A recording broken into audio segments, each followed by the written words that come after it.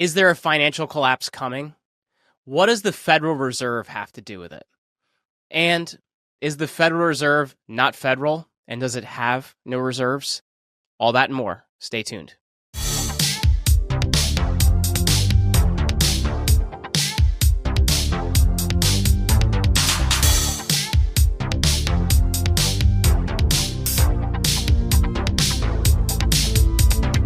Welcome back to the Jeremy Ryan Slate Show. I'm your host, Jeremy Ryan Slate, the CEO and co-founder of Command Your Brand. We help our clients to combat cancel culture by placing them on the right podcasts and new media. You can check us out over at commandyourbrand.com. Reminder, if you're brand new to this channel, like this video, leave us a comment, and smash that subscribe button. We support liberty, freedom, and want to build a better future. Guys, I've really been looking forward to this conversation today. Because we have someone that actually knows what's happening with economies, because he's seen this happen before. He's seen empires rise and fall. So Tony Arterburn, thanks for hanging out with me today, man. Thanks for having me. It's a pleasure to be here. So Tony, for people that may not know who you are and what you do, man, tell us a little about yourself. Well, I am a veteran of 3 foreign wars. I was a U.S. Army paratrooper and military policeman, and I grew up watching my dad build his own empire, his own entrepreneurial empire of banking and real estate and convenience stores. I watched him do that from the ground up, and I learned a lot. I always wanted to be in business for myself. And so when I got out of the military in 2004, so it's been 20 years ago, I started doing, I had different businesses. I had real estate. I did convenience stores too, and fuel and things like that. But it wasn't until I got into coins, gold and silver, precious metals that I really found my calling. And I have a deep interest, kind of like you, in history. I find that lines up with what I do, and it helps me make plans for my future and help my customers as well. So it's really interesting times. I mean, we're watching a lot of things accelerate on the in the financial side with the downfall of fiat currency, also known as the dollar, and a lot of people's perceptions are changing as they understand inflation. So really what I do, I talk on podcasts, on radio shows. I've been in media for 11 years now. Started my radio show 11 years ago in Dallas. And I've really found my niche in alternative media. I know that you were on InfoWars not too long ago with Alex Jones. I used to be a fill-in host on InfoWars for many years, and filled in for Owen Schroyer and David Knight. And so that's really my circle of people. So I'm comfortable being on your show.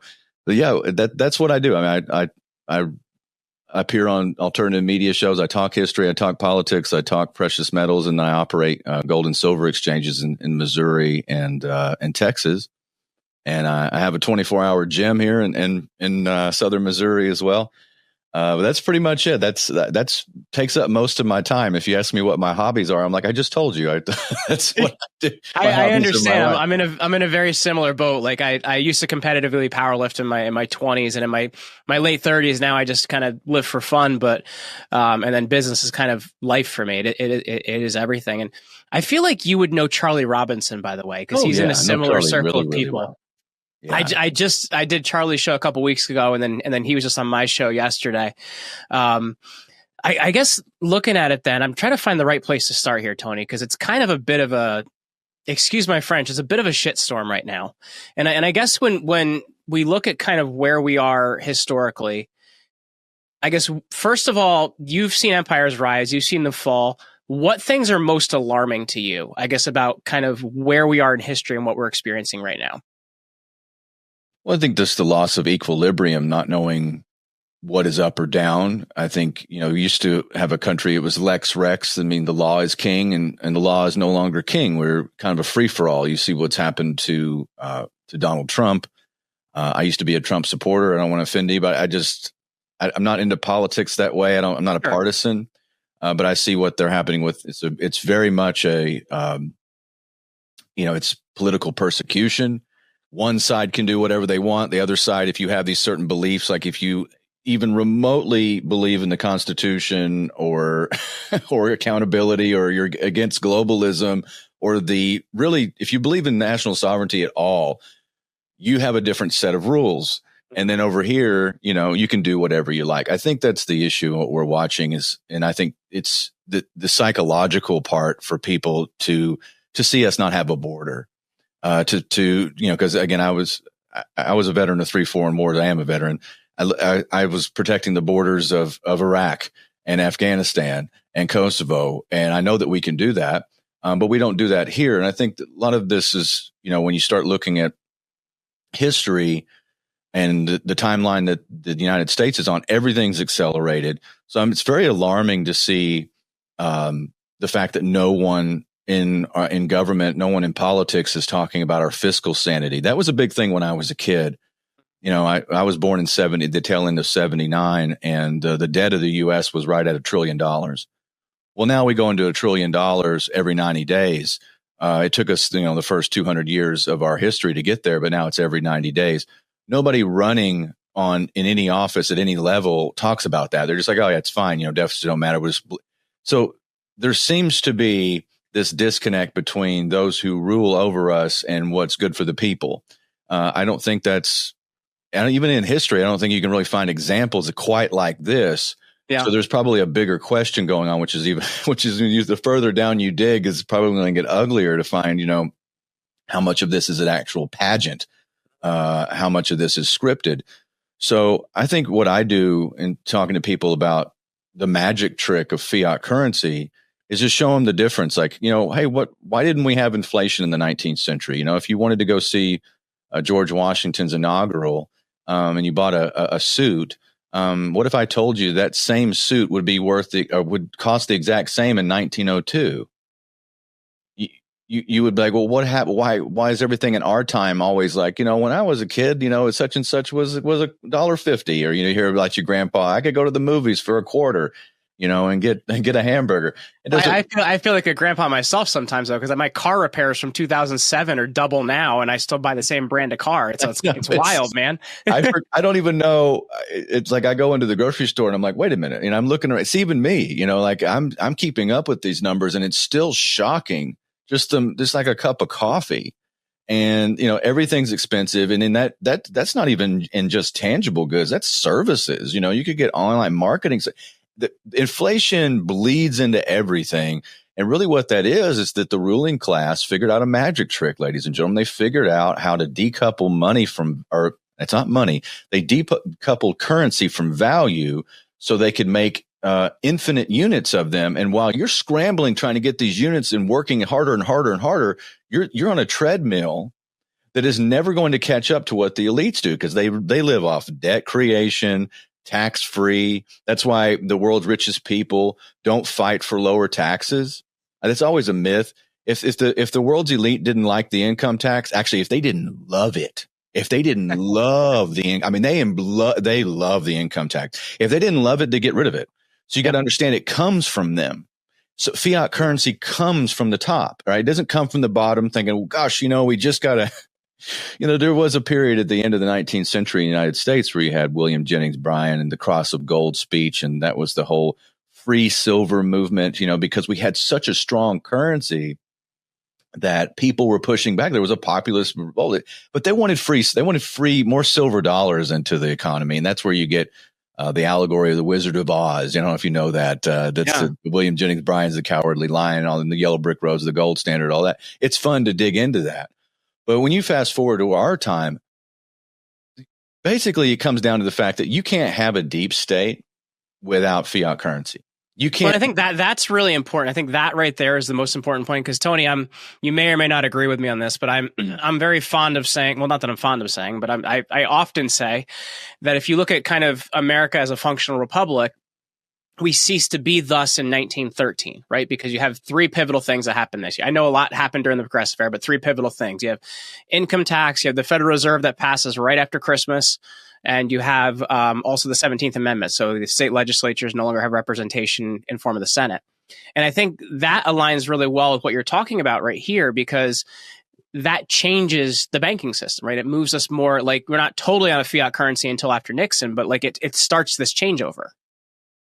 No, you're right. I mean, that's the Four Horsemen of the political apocalypse is 1913. You get the Federal Reserve, you get the income tax, you get the 17th Amendment, which is direct election of senators, which basically means it's the direct election of senators in each state by the bankers. It's not for the sake of democracy. And of course, you get the first inkling of free trade policies. And I'm all for free markets, but that's a whole other conversation on what free trade is. You know, that's something that if you watch the movie Ferris Bueller's Day Off, you got Ben Stein, and there's this famous scene where he's like, what caused the Great Depression? And he starts talking about the Tariff Act, which talking about Smoot-Hawley, which is so funny because that didn't cause it. It was the Federal Reserve that did. Even Ben Bernanke came out, you know, in the 2009-10 era and said, yes, the Federal Reserve caused the Great Depression. We won't do that again, though. You know, that's so funny that they even acknowledged what their role was in history.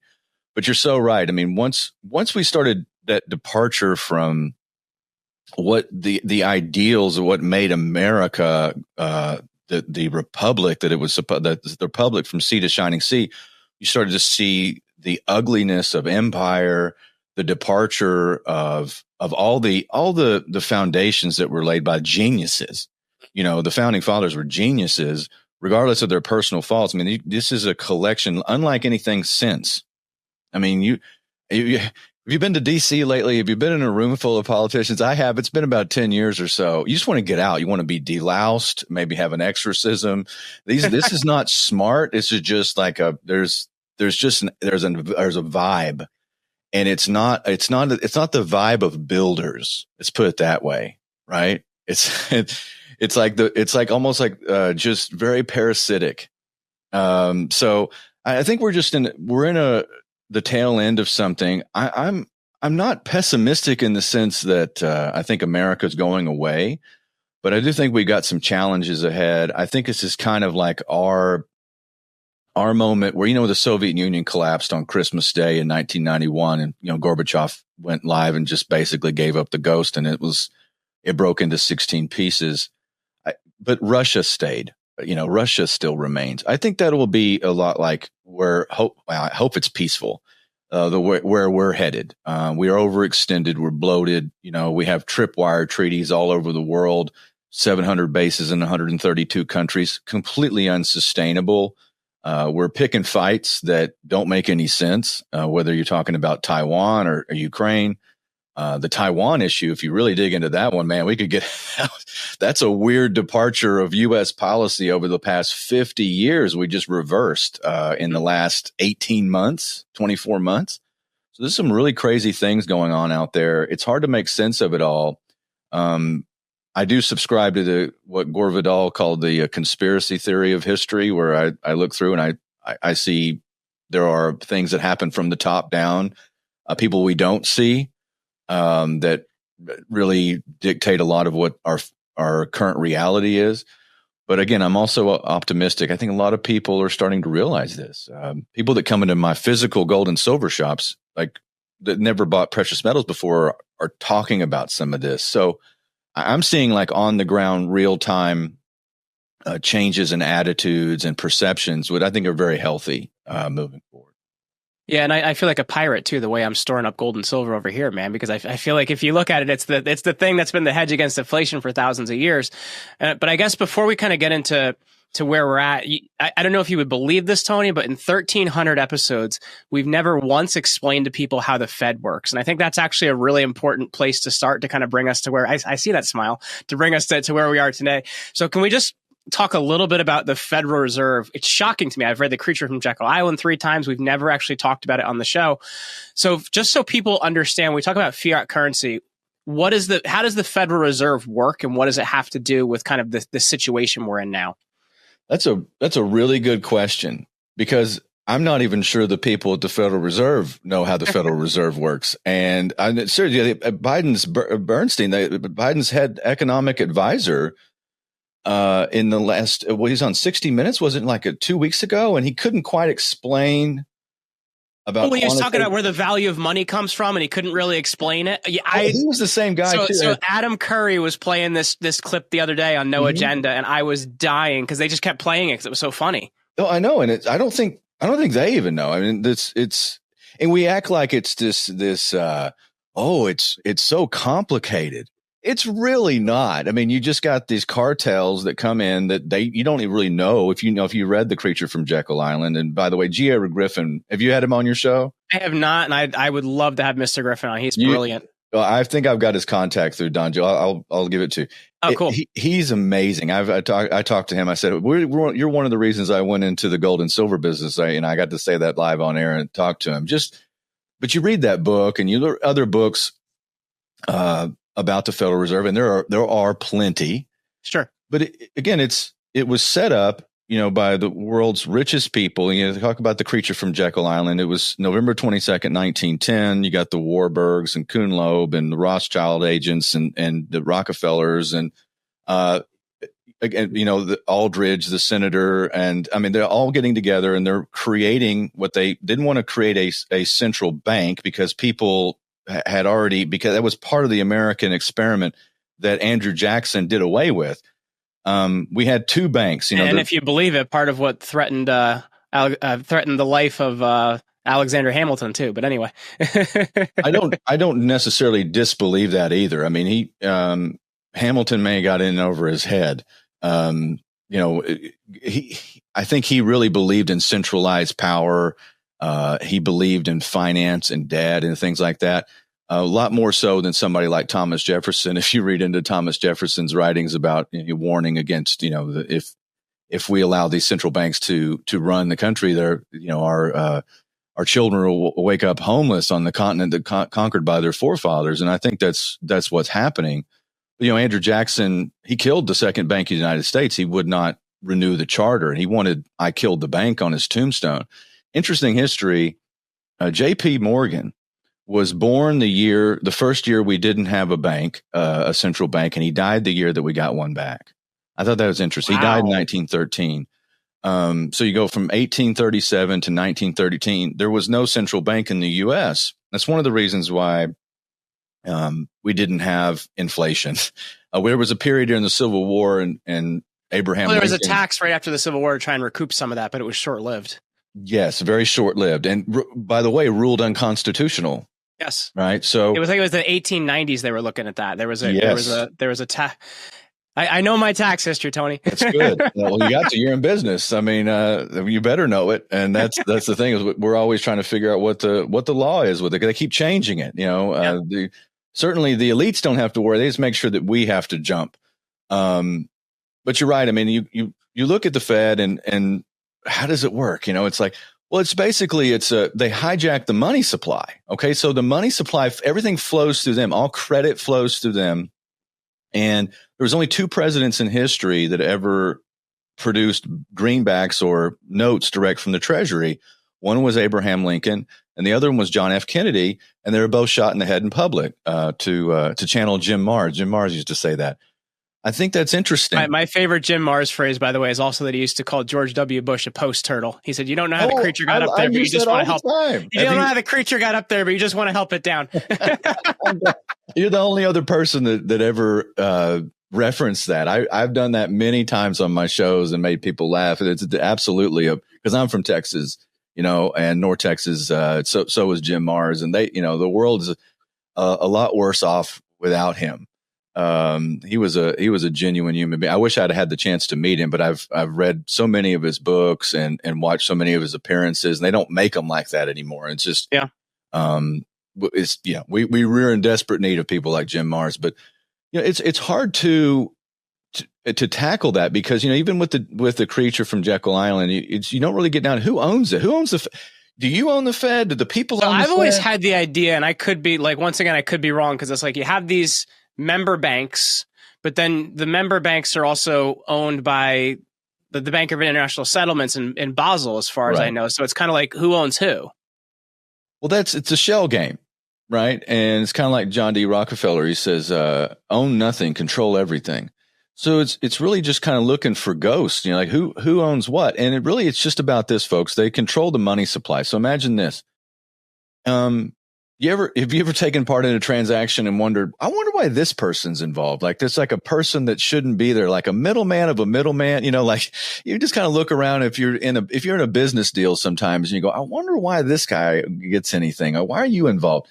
It's the question I ask myself about health insurance every day, but there you go. Right. Or something like that, like, or a real estate sometimes. And you're like, why do I have to pay this person? There is there's something about that, like that same kind of analogy with the Federal Reserve, because folks, it's not federal and it's not a reserve. It's not a federal agency. Doesn't have oversight. You can't audit it. You can't look at its books. By the way, it lost money. The Federal Reserve lost almost $1 trillion. How do you do that? How do you make the money, but you also lose money existing? So that's where we are. And I think that people try to like ascribe like it's some kind of magical thing, like Jerome Powell is going to lower rate. He's going to raise rates. He's going to be hawkish. And I don't know what he's going to do. And Janet Yellen says it's transitory.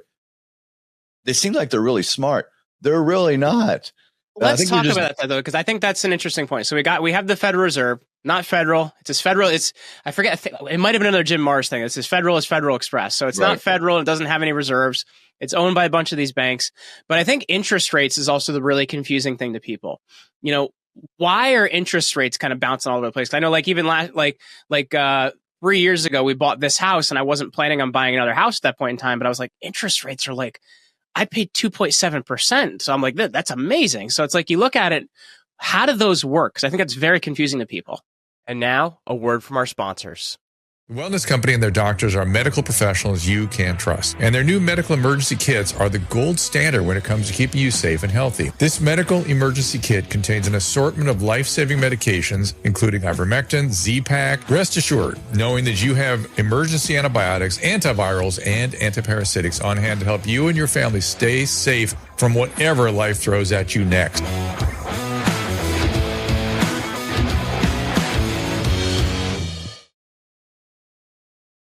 So you can support the Wellness Company by heading over to twc.health/JRS. That is twc.health/JRS. Get up to 15% off select products. Support the Wellness Company and help support this show.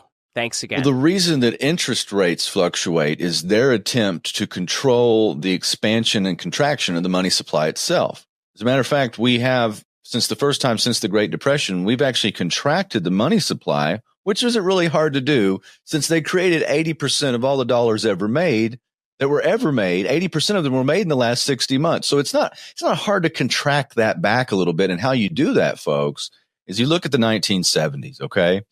August 15th, 1971, Richard Nixon takes us off the gold standard. He has to. We were broke, okay? We started taking the silver out of our coinage in 65. We'd written checks we really shouldn't have written. We were doing guns and butter and the Great Society on the Mekong Delta with LBJ, as he called it. So we were broke essentially. We were again expanding without really having the checks and balances. And these other countries noticed, so they started cashing in at the gold window. Nixon took us off the gold standard, closed the gold window. We weren't going to allow these countries to take their dollars and repatriate them for gold. So we broke the agreement that we made in 1944 at Bretton Woods, where we became the world's reserve currency and gold was $35 an ounce.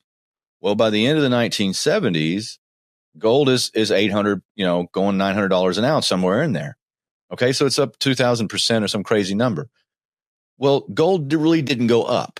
Okay, gold pretty much stayed the same, except it denominated in dollars with the loss of purchasing power. It had gone up. So here we are at the end of the 1970s. And what that is indicative of is inflation. So inflation is not part of our character. It's not part of what we have experienced, for the most part in American history up to that time, because we had a bimetallic standard, or at least the illusion of one from FDR to Nixon. So what happened is the head of the Federal Reserve at the time under Jimmy Carter, they had a term for it. It was called malaise. Like it was like or stagflation, where you have high inflation, low economic output, and high unemployment. Okay, that's the definition of stagflation. Well, what Paul Volcker did, who was head of the Federal Reserve, he started jacking up interest rates to get inflation under control. That was their main thing. The deadliest thing that you can have would be hyperinflation. Then you got a complete crash. So the Federal Reserve, Weimar Republic and a wheelbarrow of dollars. Correct. That's where you get that. You get hyperinflation is this runaway expansion of the money supply because you have to constantly keep making more of them to keep the economy. So it gets into stupidity area. But the long story short, the reason why they raise rates is to contract the money supply to slow down inflation.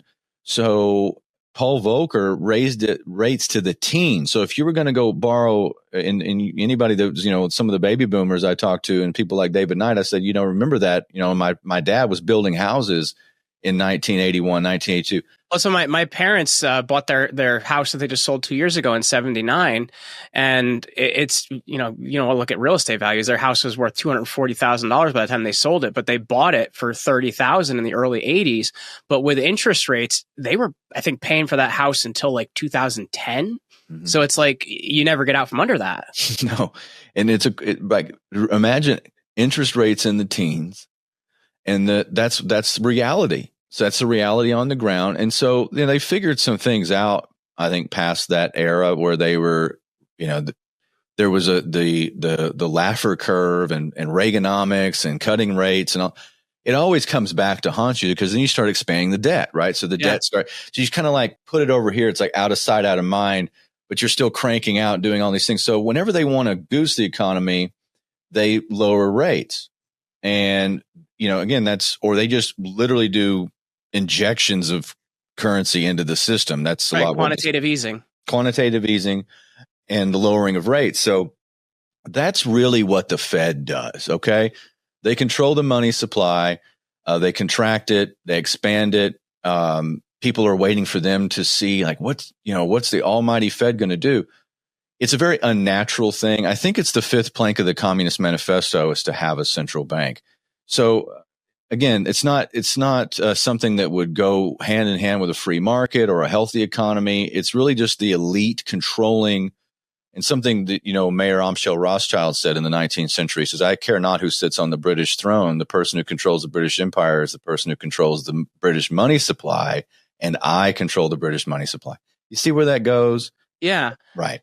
So let me ask you this then, because I think the confusing thing to people then is why is it picking up speed, right? If you look at it over the last, I'm fond of remembering Thomas Massey's pin that he wears, and it's going up. The national debt's like just climbing every day on this pin he wears on his jacket. And I guess when we look at it, why is it picking up pace in the last 20 years? Because, you mentioned what was happening in the 70s and the 80s, and sure, things weren't great, but we didn't have the amount of debt we have now. It's really cranking. How do we get here?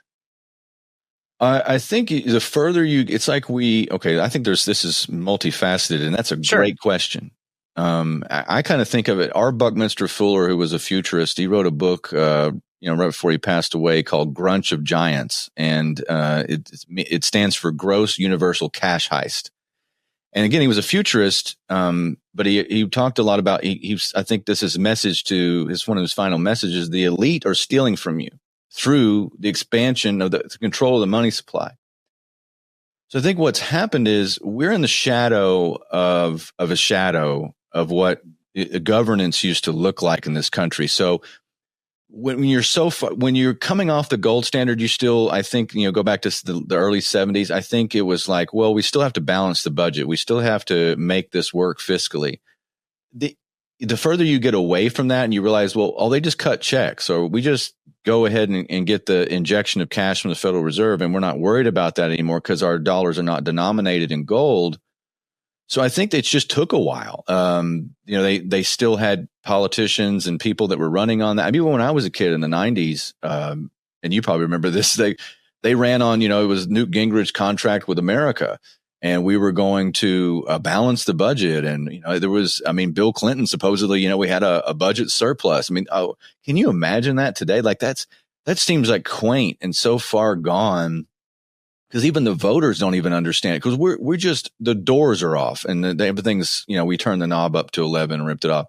So that's where we are. I think at the end of the day, we're a long way from anybody in politics who ran on fiscal sanity. And then you look at something like, Donald Rumsfeld standing there on September 10th, 2001 saying, we lost $1 billion. No, $2.3 trillion. They say they couldn't track it.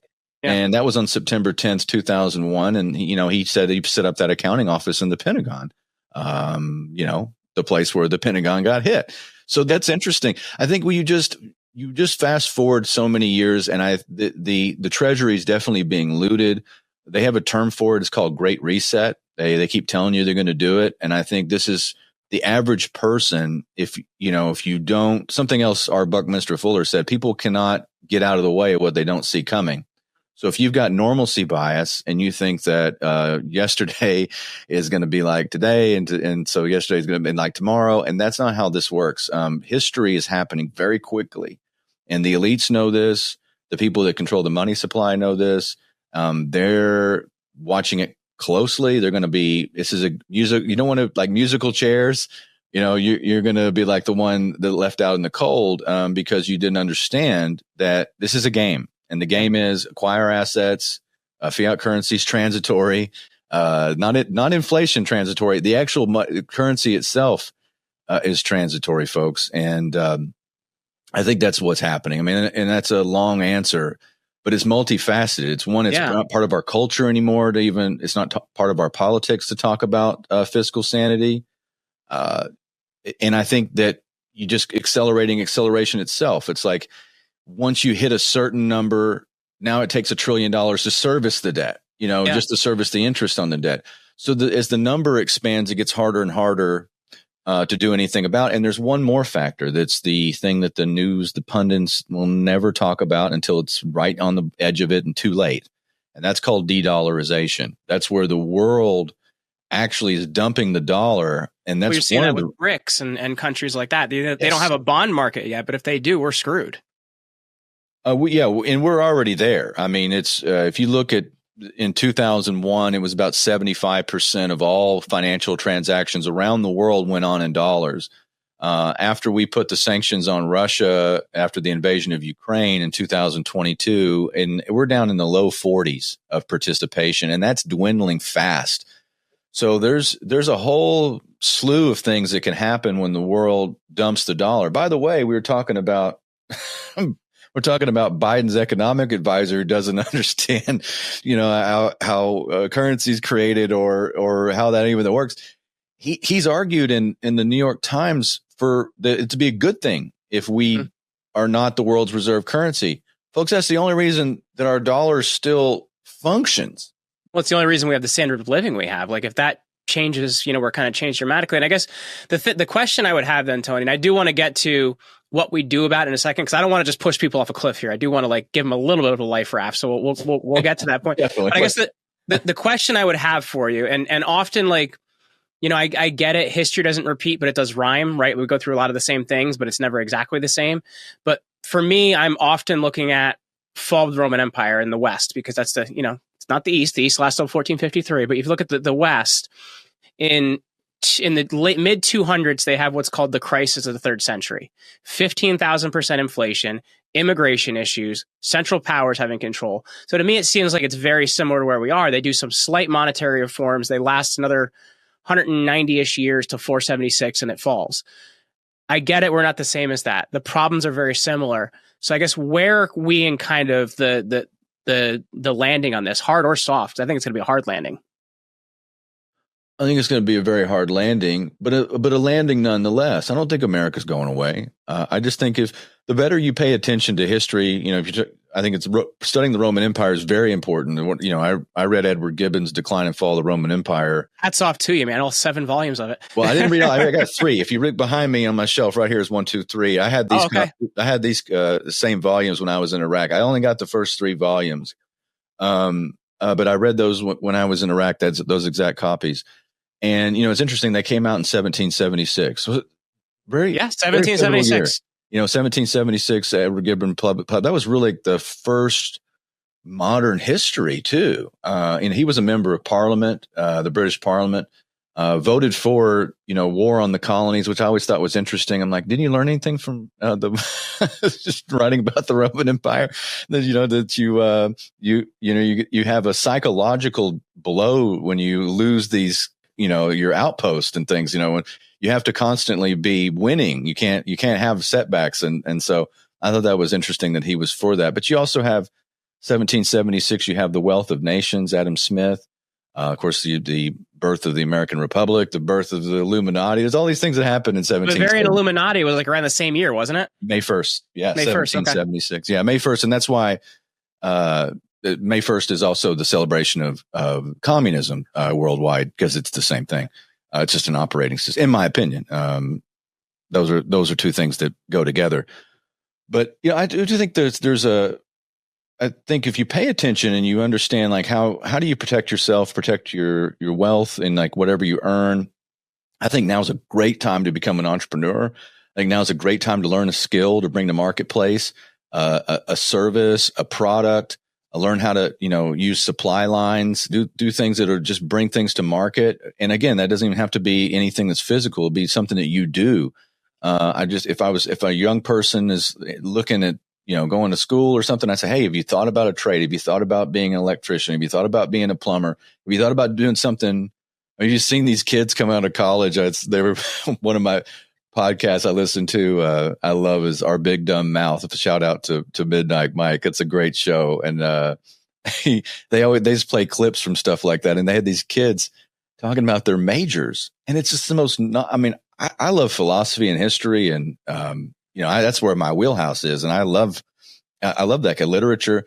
But these are like majors; they're just like ethereal, like just nonsense. That'll you'll never use, and you went into debt, massively into debt, with these left wing lunatics who are running the place, and there's no skills there. So if you can bypass what culture I think tells you is important, or what. First of all, turn off the mainstream media unless you're just watching it for Sun Tzu's maximum know your enemy. Like just turn them off because there's nothing good there. Like there's nothing there's no value you're going to take home from like what's good for you economically, socially, or whatever. But I do think there's tons of stuff popping up. I think just cultural awareness, and I see people that are on my Instagram feed. Younger guys that are hungry, like building up web-based businesses and stuff. There's a lot of great energy out there. So yeah. The stuff that I haven't seen when I was younger, I felt like I was pretty much alone. I don't think that people are as alone if you want to make something of yourself. So it's a mixed bag. We got a lot of challenges, but it's like the Chinese symbol for crisis is also opportunity if you turn it around. So I think we're somewhere in there. Well, what's interesting too is I've had him on a number of times, but Roger Wakefield is YouTube's most popular plumber, and he's been pushing real hard for the trades. And I think like if you look at it now, I have a master's degree, and I wouldn't recommend most people do something like that because I do think trades are one of the major things we need right now. We need people that know how to do things. I worked in construction my whole way through college, high school, grad school.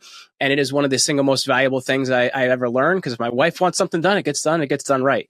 But I think those skills are really valuable to have. But I guess when we look at the economic side of things, what should we be doing in terms of like guarding ourselves financially? Like as we've talked about here, like you don't really want to be in a bank, kind of not like the best place to be. And we've talked about how the value of money is. What's the right mix? Is it gold, silver, and crypto, or like is it just Bitcoin? Like, what should we be looking at in terms of like actually guarding ourselves in the future financially? Well, I'll preface that by saying I don't want to give anybody financial advice, but I will tell you what I do and what I think is important. That is guarding against counterparty risk. Okay, the further you go up the financial chain in the establishment, what the establishment playground that they've made for you, whether it's the stock market or banking, the further you go up, the more counterparty risk you have. These companies, they can issue more stock. They can devalue the stock that you have. I mean, there's, if you're invested in a 401k or anything, again, you don't control that. You go down the ladder to yourself and you start banking on yourself and you become your own bank. You start realizing, hey, I own that piece of land, that's mine. Well, I mean, aside from the property taxes, but let's say you own that piece of land outright, that's yours. Or if you have a gold coin, like I've got here on my desk, it's kind of random. I've got $5 gold liberties. This is from 1889. I've got a $5 gold piece. That $5 gold piece is worth $650 or so today. Wow. It's funny because it buys the same amount of stuff that it did then, but it's worth, it's not a $5 gold piece anymore. But that's something I hold, it's in my hand.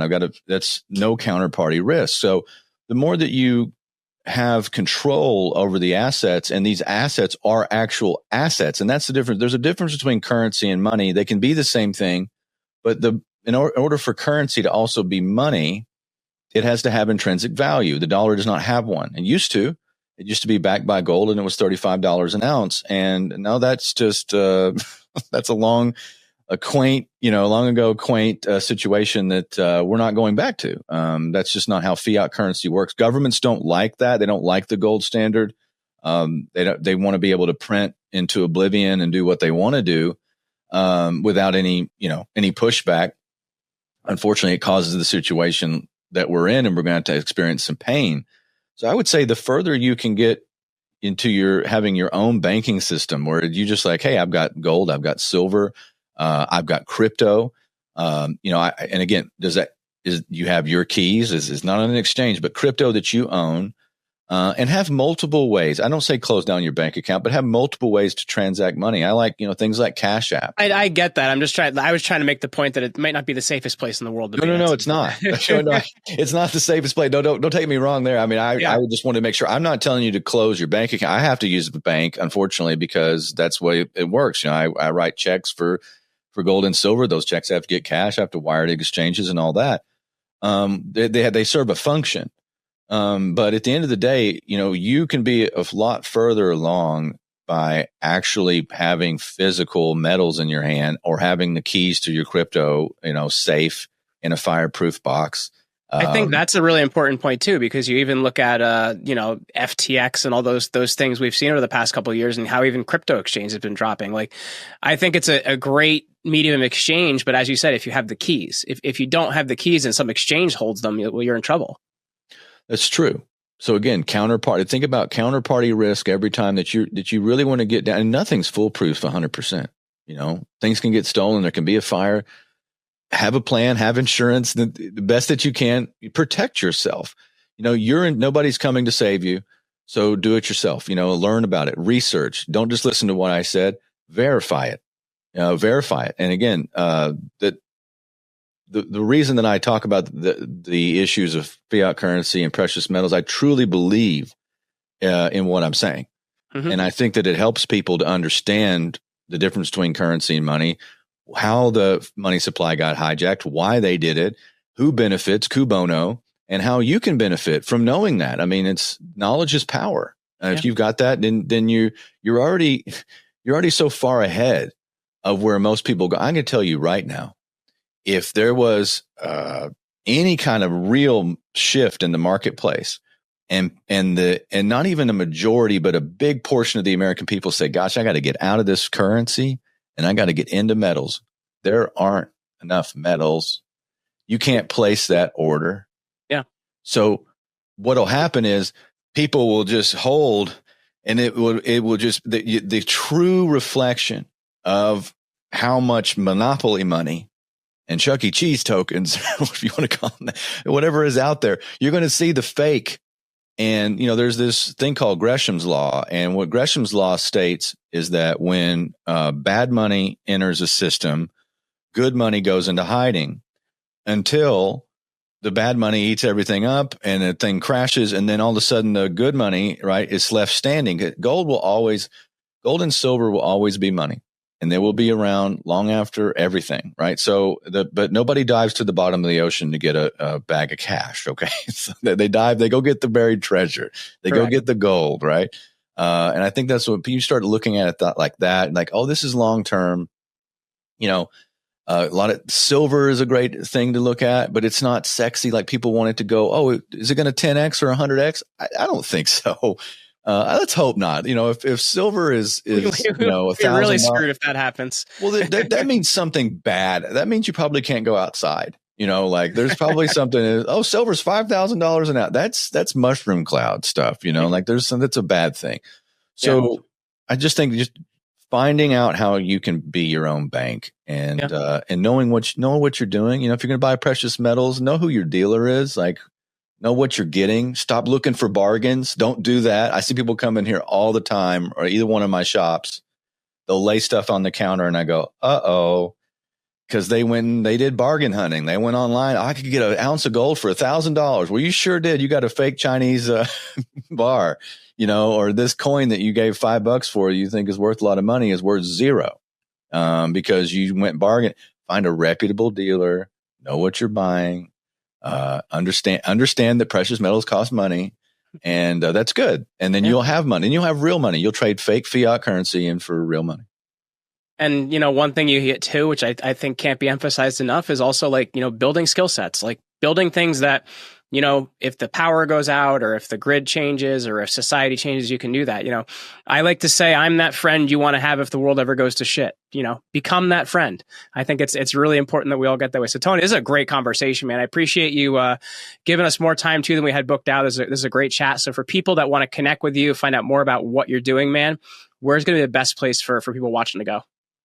Well, you can go to my website. It's arterburn.news, and I'm updating that. I've got some things I keep saying I'm going to update, but I got some stuff I'm going to add to it. You can find most of my podcasts are up on the feed there.